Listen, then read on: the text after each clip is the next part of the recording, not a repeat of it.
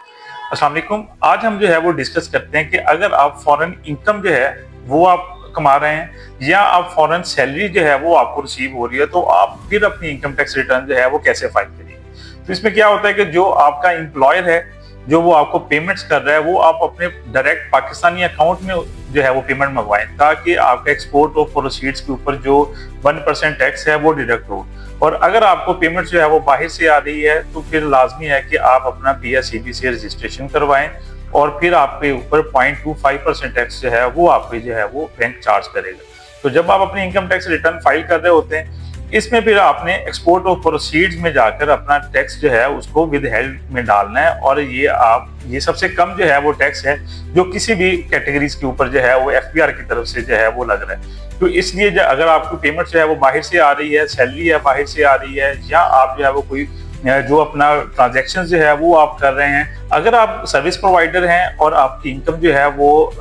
Foreign income जो है वो आप कमा रहे हैं, तो लाजमी है कि आप खुद को जो है वो PSEB से रजिस्टर्ड करवाएं, ताकि आप जो 1% टैक्स आपके जो है वो डिडक्ट हो रहा है वो 0.25% पे आ जाए। और PSEB से रजिस्ट्रेशन के लिए, इनकम टैक्स रिटर्न फाइलिंग के लिए आप कॉर्पोरेट सोल्यूशन से रब्ता कर सकते हैं।